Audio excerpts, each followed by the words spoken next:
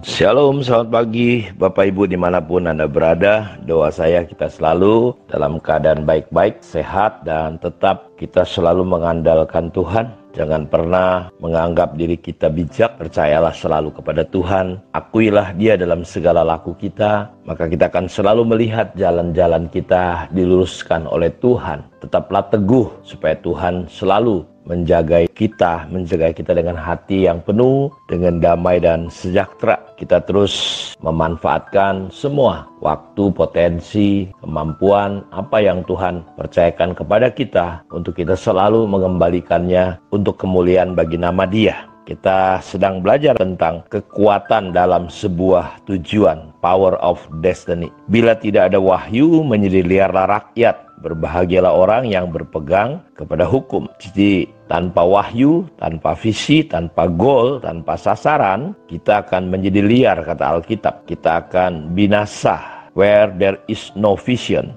the people perish. But the dead keepeth the law happy. Dia akan bahagia ketika dia mengikuti prinsip dalam Tuhan. Kita sudah belajar bagaimana survei menyatakan orang dunia meneliti orang-orang yang memiliki tujuan yang jelas, goal, visi yang jelas. Dia selalu menjadi pribadi-pribadi yang sukses, dan yang tentu yang saya maksud sukses di sini bukan hanya mencapai kendaraan yang kita miliki, keuangan, pangkat, kedudukan, jabatan. Sebenarnya itu bukan tujuan akhir, itu hanyalah sebuah kendaraan. Menjadi dokter, pendeta, polisi, tentara, hakim, pengacara itu hanyalah kendaraan. Karena dalam doa Bapa kami diajarkan, Bapa kami yang di surga, dikuduskanlah namamu, datanglah kerajaanmu, jadilah kehendakmu di bumi sudah seperti di surga. Karena kita ini buatan Allah, diciptakan dalam Kristus Yesus untuk melakukan pekerjaan baik yang telah diciptakan Allah sebelumnya, dan Allah mau kita hidup di dalamnya. Jadi Bapak Ibu, ini penting sekali. Karena itu kalau kita belajar dari Yesus, mati di atas kayu salib adalah puncak panggilannya, adalah tujuan hidupnya. Dia tahu jelas, dia sangat tahu untuk apa saudara ada di dunia ini, untuk apa kita lahir di dunia ini. Saudara harus tahu, kalau enggak kita akan seperti anak panah yang tidak kena pada sasaran. Tuhan Yesus sangat tahu dia dari mana, mau kemana, dia sudah sampai di mana, apa yang mau dia lakukan. Dia sudah sangat tahu sekali Bapak Ibu. Karena di dalam Yohanes 8 ayat 14 dikatakan, jawab Yesus kepada mereka, katanya, biarpun aku bersaksi tentang diriku sendiri, namun kesaksianku itu benar. Sebab aku tahu dari mana aku datang. Lihat, sebab aku tahu dari mana aku datang dan kemana aku pergi. Tetapi kamu tidak tahu dari mana aku datang dan kemana aku pergi. Dalam Yohanes 7 ayat 28-20, waktu Yesus mengajar di bait Allah, ia berseru, memang aku kamu kenal dan kamu tahu dari mana asalku. Ya, kadang-kala orang cuma mengenal Yesus sebatas dia dari Nazaret.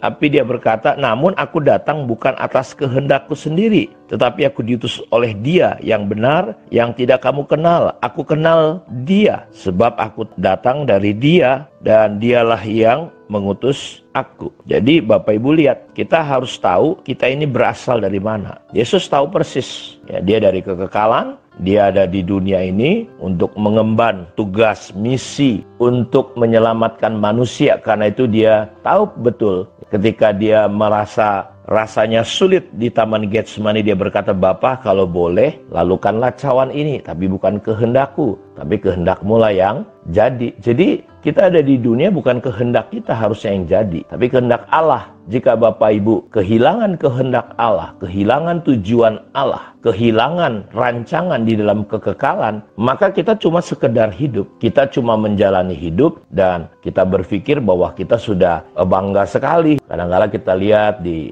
media-media orang bangga dengan emasnya, dengan pencapaiannya. Saudara, hidup kita ini bukan tentang kita. Bahkan yang kacau lagi, karena dia mungkin sukses menurut dunia, ya, dalam kekayaannya dia mengajar, ya nggak apa-apa selingkuh, nggak apa-apa berzina, jadi buaya darat, buaya apa begitu kan, saudara-saudaraku. Dan dipikir orang kebenaran, karena orang berpikir itulah puncak sukses, itulah puncak panggilan hidup orang di dunia. Bukan.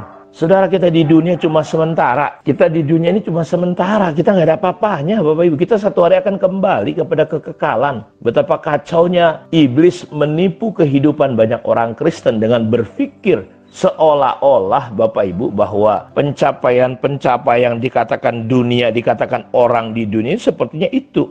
Yesus usianya cuma 33,5 tahun. Tentu kalau orang berpikir secara duniawi pikirannya berkata, wah kasihan. Kalau saya hidup di tengah orang Batak, biasanya orang itu kalau anaknya udah menikah semua, ya ketika dia meninggal, dia boleh tangannya diluruskan. Tapi kalau belum ada yang meninggal, tangannya harus di dalam bentuk doa. Artinya tanggung jawab dan tugasnya belum selesai, masih ada yang belum menikah. Saudara bisa bayangin, Yesus cuma 33,5 tahun. Tapi dia berhasil. Dia berkata, Bapa, aku telah menyelesaikan tugas yang kau berikan kepadaku. Muliakanlah aku, karena aku telah memuliakan engkau dengan jalan menyelesaikan tanggung jawab tugas yang kau berikan kepadaku. Kenapa hidupnya begitu terarah, tepat sasaran? Dosa itu artinya harmatia, keluar dari sasaran. Karena itu penting, Bapak Ibu, kita nih yang masih hidup di dunia ini bertanya, ada pertanyaan penting. Siapa Kristus? Siapa saya? Untuk apa aku ada? Saya ini mau kemana? Apa yang saya lakukan? Saya sudah sampai di mana?